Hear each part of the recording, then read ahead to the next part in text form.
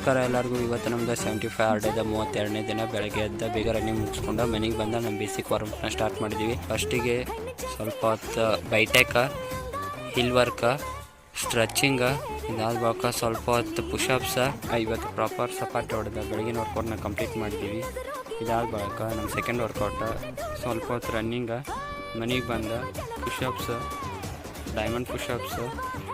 ಇದಾದ ಸ್ವಲ್ಪ ಹೊತ್ತು ಬೈಟೆಕ್ ಸೆಕೆಂಡ್ ವರ್ಕೌಟ್ನ ಕಂಪ್ಲೀಟ್ ಮಾಡಿದ್ವಿ. ಇವತ್ತು ನಾವು ಭಗವದ್ಗೀತೆ ಒಳಗೆ ಅಧ್ಯಾಯ 2 ಶ್ಲೋಕ 3 ಈಶ್ವರಂ ಪರಮಂ ಕೃಷ್ಣ ಸತಚಿತ್ತ ಅನಗ್ಧ ವಿಗ್ರಹಂ ಅನಾಧಿಕಾರಿ ಗೋವಿಂದ ಸರ್ವಕಾರ ನಕರಂ ಅಂದ್ರೆ ಭಗವಾನ್ ಗುಣಗಳನ್ನು ಹೊಂದಿರುವವರು ಅನೇಕರಿದ್ದಾರೆ, ಆದರೆ ಕೃಷ್ಣನೇ ಸರ್ವಶ್ರೇಷ್ಠ, ಏಕೆಂದರೆ ಅವನನ್ನು ಮೀರಿಸಲು ಯಾರೂ ಇಲ್ಲ. ಹೀಗಾಗಿ ಅನಾದಿ ಪ್ರಭು ಗೋವಿಂದನೇ ಎಲ್ಲ ಕಾರ್ಯಕ್ಕೂ ಮೂಲ ಕಾರಣ ಎಂದು ಈ ಮೂಲಕ ಬ್ರಹ್ಮ ಸಂಹಿತೆಯಲ್ಲಿ ಉಲ್ಲೇಖಿಸಲಾಗಿದೆ.